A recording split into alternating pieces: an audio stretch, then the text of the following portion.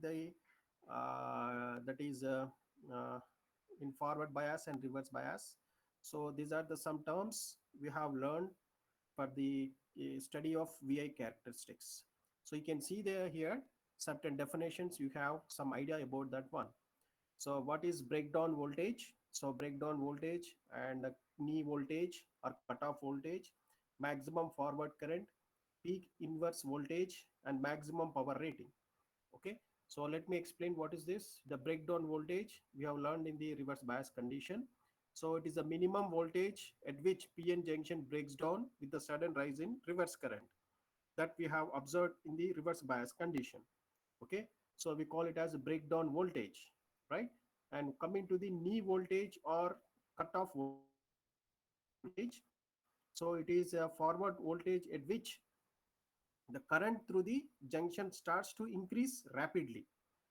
So what I mean to say here is, so knee voltage, beyond the knee voltage, for a small given voltage, there is a drastic increasing in the current. So before knee point, what happens? There is a constant increasing in the current, even the voltage is increases. Okay. So for every material, we have a different knee voltage. Yesterday, we have gone through the barrier voltage for germanium and silicon. For germanium, it is zero point 0.3 volts. For silicon, it is zero point 0.7 volts, isn't it?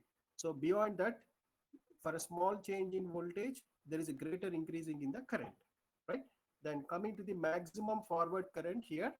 So it is the highest instantaneous forward current that PN junction can conduct without damage the junction. So you have to maintain some forward, that is maximum forward current. Okay, so every semiconductor or a PN junction has its own, isn't it, capability of sustain for the current, isn't it? Now coming to the peak inverse voltage, so it is a maximum reverse voltage that can be applied to the PN junction without damage the junction, isn't it? Without affecting any breakage of the diode. So you have to maintain some voltage in reverse, isn't it? So in reverse, what happens here? For greater voltage, there is a small increasing in current. What we observe in the reverse bias condition of a PN junction diode. So that we have some limit, isn't it? Beyond that, what happens? There is a sudden breakage of the junction, isn't it? Now here coming to the maximum power rating. So it is a maximum power that can be dissipated at a junction without damaging it. Okay. So if you see, observe this all three terms, that is maximum for current, peak inverse voltage, and maximum power rating. So these three depends upon the material what we use here, isn't it? Whether it's germanium or silicon. So they have their own sustained voltage, isn't it? So here, these are the some important terms we use in the junction diode. So based on this, we have a VI characteristics of a PN junction. Okay. So this is the most important characteristics of a voltage current of the PN junction. Now you can have one more here, the symbol what we have yesterday studied. So this is the cathode, which represents the negative terminal, and this is the anode, which is a positive terminal we can have here. And yesterday also, on previous yesterday, we have speak about the conventional current and actual current in Hall effect, isn't it? Now you get a clear idea regarding this. So you have a conventional current flow here, that is from high concentration to low concentration, that is from high intensity to low intensity. See, this is the direction what we have. So we have a high profile here and you have a low profile, that is from high to low. That is called conventional current, isn't it? Actual current is generally it in reverse direction. That is that flow of electrons we call it as, right? Now coming to here, we have some peculiar term terminology we use here. So let me have explained clearly one by one here. So here we can have a voltage, that is forward voltage on the x-axis, right? And the y-axis we can have the current that is in forward. And here basically the voltage what we have units are volts. But coming to the forward current, it is measured in milliamperes. Why? Because for a smaller voltage there is a greater increasing in the current. So the current is measured in milliamperes. Okay. So coming to the negative axis, we can have the negative x-axis, that is voltage, and y-axis we have a reverse current. right? So here, which measures in microamperes, isn't it? So why? Because there is small flow of current with a greater increasing in voltage. That's why there is a small current we measures in microamperes. That is the difference. Okay, so let me explain the forward bias. So what happens here is, so here starting from point 0 here, so there is a small increasing in current with the increasing of voltage. Okay, so after this point, for a small voltage there is a greater increasing in current, that is drastic exponential increasing in the current. So what is meant I say that, for example, you can have here, if I take the germanium here, its barrier potential is 0.37 volts. So beyond that, there is increasing here. So let me have here the numericals here 0, here zero point 0.1, zero point 0.2, zero point 0.3, isn't it? This is for germanium. So what happens as the voltage is increasing, the current slowly start getting into the circuit, isn't it? Up to a point that is called knee voltage or cutoff voltage, isn't it? That means barrier potential of the germanium crystal. So what happens here suddenly, for a small increasing in voltage, you can see here, as the voltage is increasing, there is a greater increasing in the current. See, you can see the high pipe here, up to what? Maximum forward current, that is saturation point, isn't it? For a small change in voltage, there is a greater increasing in the current, isn't it? So the point at which where the current drastically changes is nothing but knee voltage, we call it as. So this will be different for different. So for germanium it is zero point 0.3 volts, for silicon it is zero point 0.7 volts. Okay, so this is the forward bias where we can use for different applications. So basically we can use, already we have done, they are used in the switching process of the electric circuit, isn't it? For switching we use this forward bias of a PN junction diode. So coming to the reverse bias, you can see there is a sharp breakdown here. You can see that line which is having this just like straight line, but here we have a different curve we can see here. So here from point 0, if we increase the voltage, that is in reverse, what is happening is the negative terminal of the battery is connected to the P type. Okay, the positive terminal of the battery is connected to the N type, isn't it? So what is happening? The barrier width increases, isn't it? So the barrier width increases for greater increasing in voltage. See here, further increasing of voltage in reverse direction. See what happens here. There is slow up to certain breakdown voltage. It will be the constant. That means small is there. So when we go beyond this, what happens? There is sudden breakdown. That means a drastic increasing in current will be done. So the point is called reverse breakdown voltage. Just like in the knee voltage, we have a breakdown voltage in the reverse bias, isn't it? So you can see here, there are some numerical values we given for germanium is 50 milliamperes.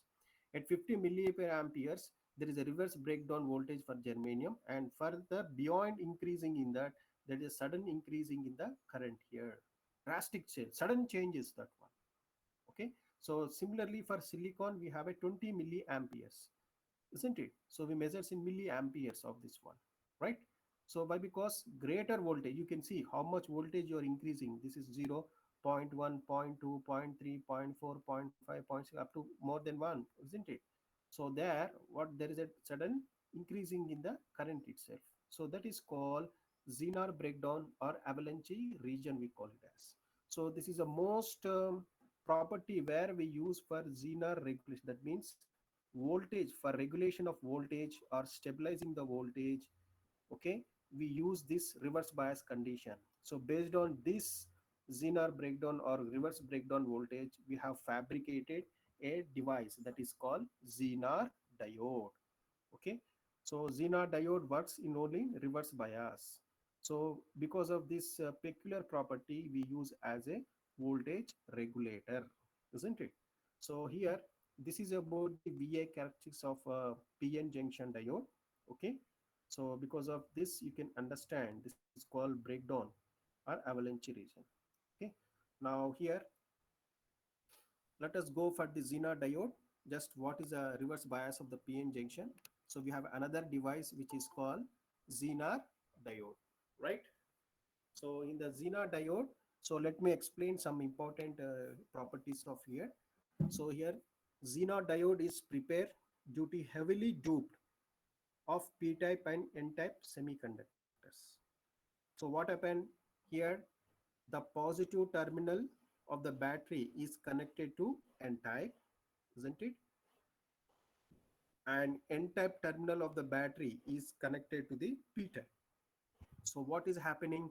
Due to heavy doped of p-type and n-type, the depletion region will be very thin because of reverse applied voltage and because of doping. Okay, because of these two effects, the depletion region is very thin, isn't it? So in a such a way, to get the breakdown mechanism very fast, we have doping p-type n-type heavily, isn't it?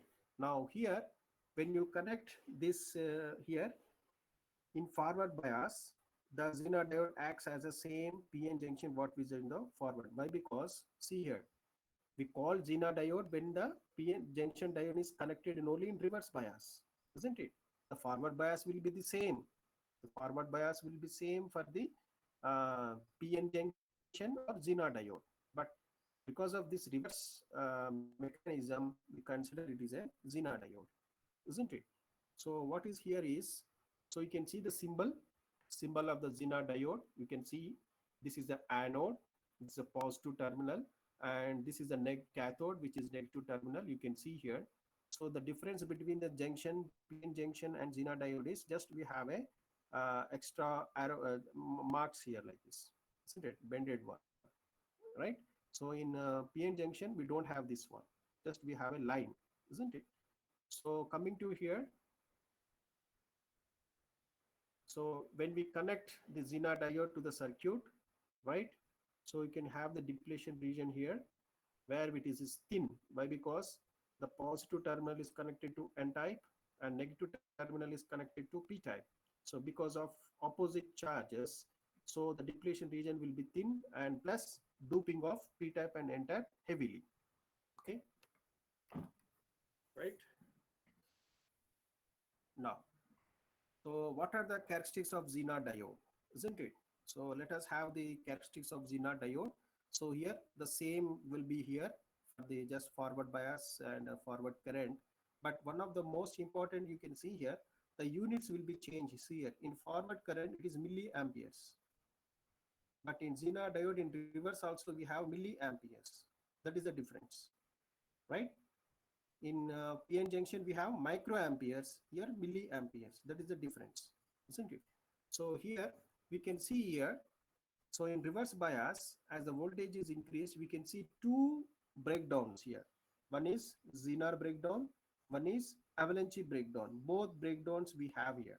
So let me explain what is avalanche breakdown and Zener breakdown here. Now you can see the working of Zener diode. So the Zener diode basically works on the phenomenon of breakdowns. So two types of breakdowns. One is avalanche breakdown and one is Zener breakdown. Okay, so this Zener breakdown is occurs due to Zener effect, and avalanche breakdown is causes due to avalanche effect. So basically avalanche is nothing but we can say one shot two birds. This is a one sentence I can give so that you can understand very easily. So one shot two birds, isn't it? We can call avalanche effect. So in laser concept we can understand what is avalanche effect very clearly, right? So here there are two types of here, just Zener breakdown and avalanche breakdown. First, the avalanche breakdown, we can say that it is a conventional reverse bias diode. Okay, just we are reversing here. So when it is subjected to its breakdown, voltage allows a significant amount of current. So in breakdown voltage also, when you apply small reverse current, there is a drastic changing in current. But this reverse breakdown voltage is exceeded, and the diode expressions a avalanche breakdown, isn't it? So when we have some breakdown, so just now we have seen here. here. This is a reverse breakdown I'm speaking about. This is a reverse breakdown where we have. So beyond that, with a small increasing in voltage, there is a sudden increasing in current, isn't it? So this is called basically called avalanche breakdown here, right?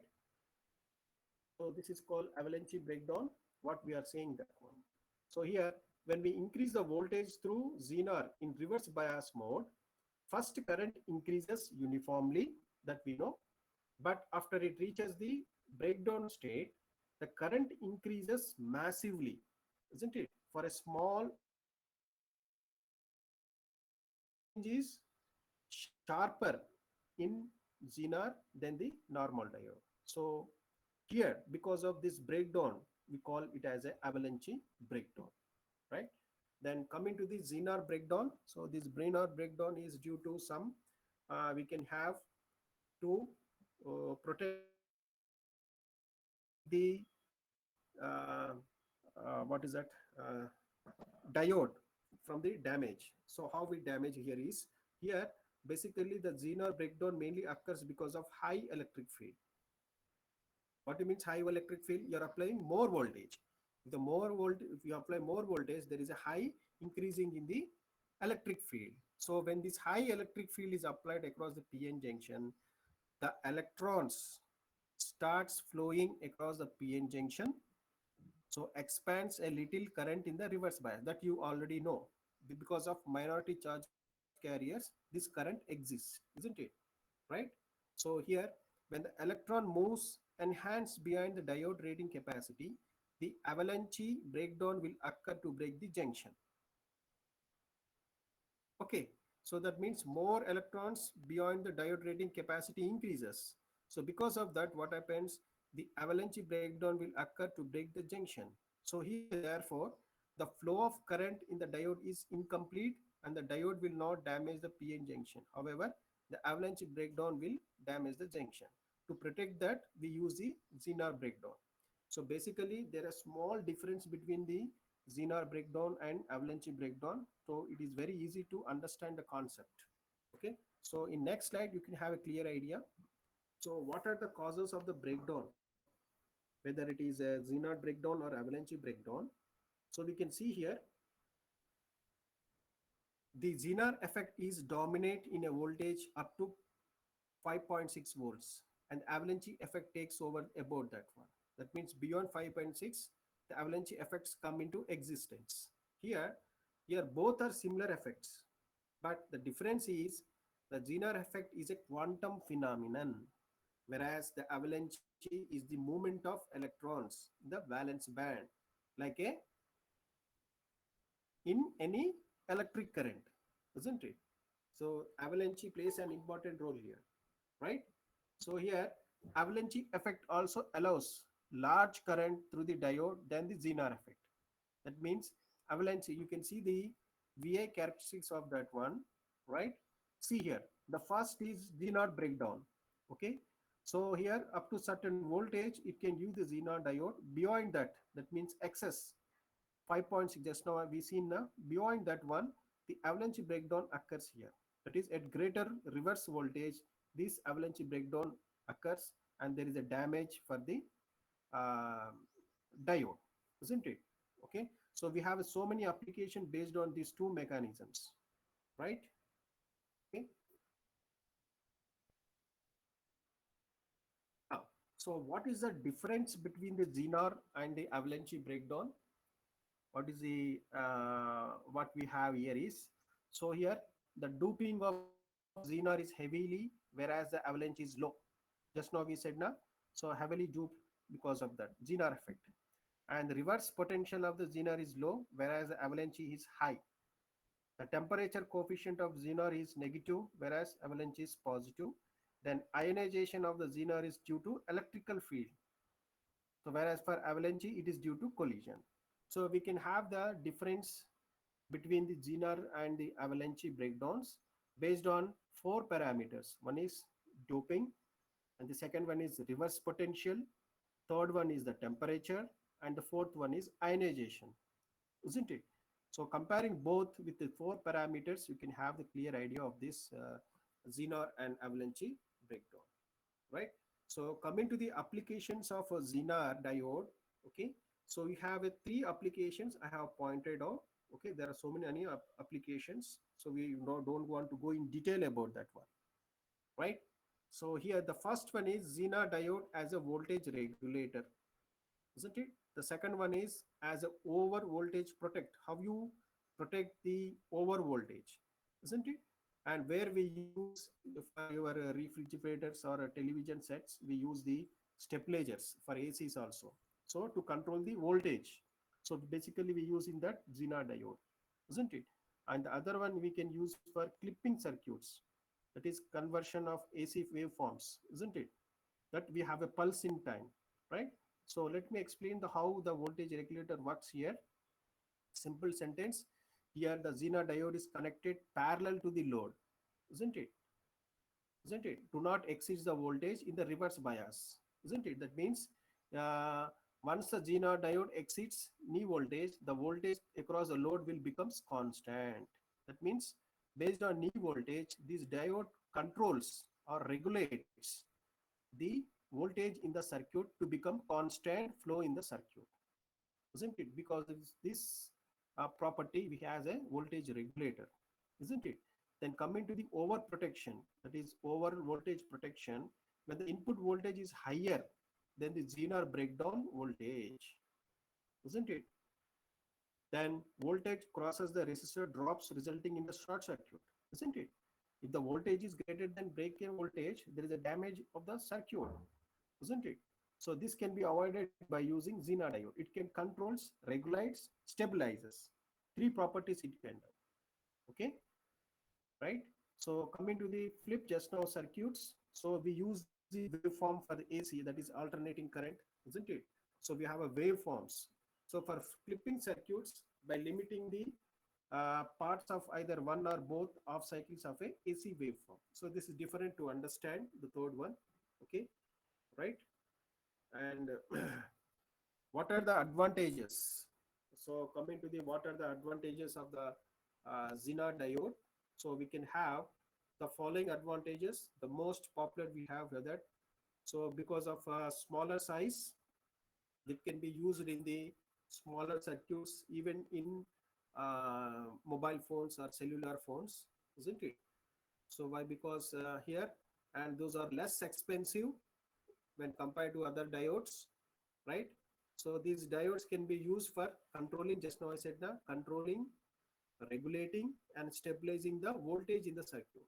This Zener diode mainly used for voltage purpose, isn't it? If you control the voltage, automatically the current also controls. So we can say controlling, regulating and stabilizing of the voltage in the circuit itself. So because of high performance, they have high performance. So we have, and they are very compatible for other connecting. That means you can have compatibility with other devices. So basically they are using regulating voltage, right? So here these are the some uh, mechanism. Basically you can make here, that is in Zener diode, we mainly concept of Zener breakdown, where the Zener breakdown occurs and where the avalanche breakdown occurs. So if you keep it in mind, these two concepts, you can explain the Zener diode. So Zener diode is come from the reverse bias of the PN junction diode. Okay, so that's why the Zener diode works in only reverse bias condition, isn't it? Because of this reverse bias condition, we have a Zener effect and avalanche effect. Okay, now see here, both the graphs gives the same, but coming to here we can have additional one, that is breakdown mechanism what we have here. So this all, so these are the topics regarding the PN junction and the Zener diode. So let us have overall concept.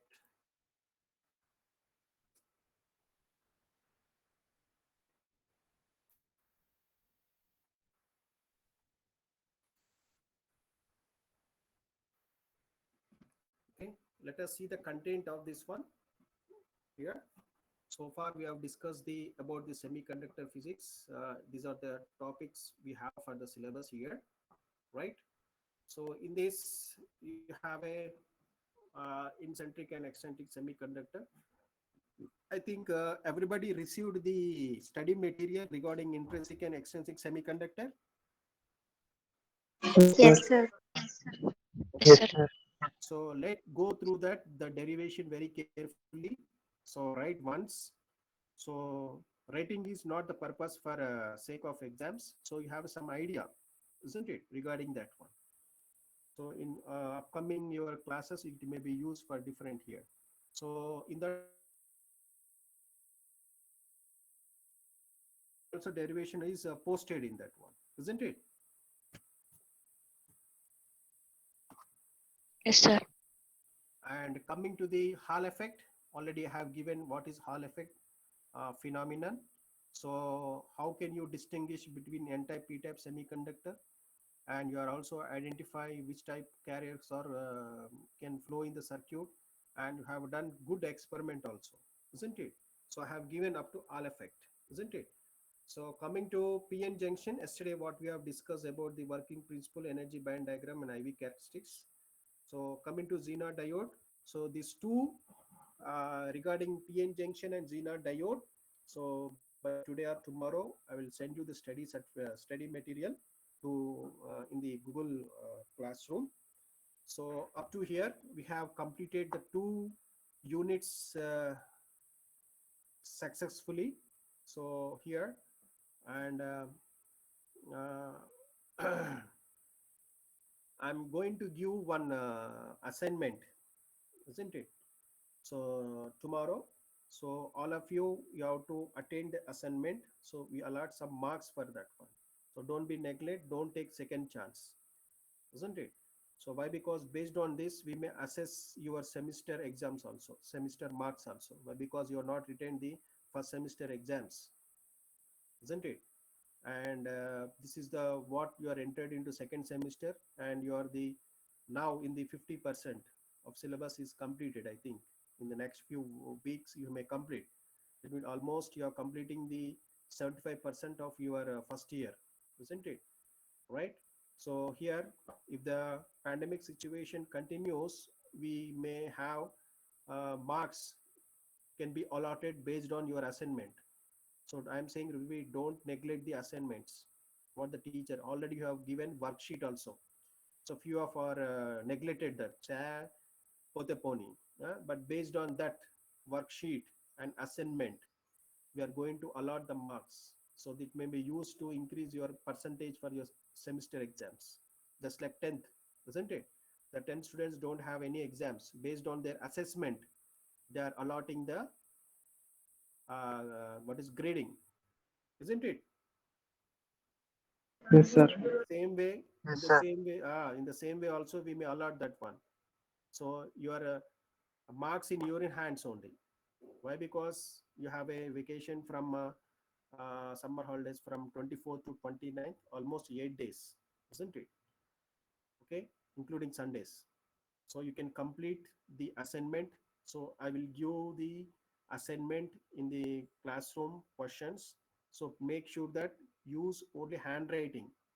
Take the paper, okay, write your name, roll number, branch, everything. So everything, I'll give the instructions how to submit that one, okay. So you have to, everybody should have handwriting, don't type it, it should be handwriting, okay. So you submit with a due time. So after due time, no assignment will be considered. We consider it is incomplete and not submitted. So make sure that within the due time you have to complete with handwriting. On each and every page you have to write your rule number, okay. So why? Because based on what I have sent the study material, go through that and write, attempt the assignment, right? Everything is okay? Any doubt, any doubts? You want to interact with me?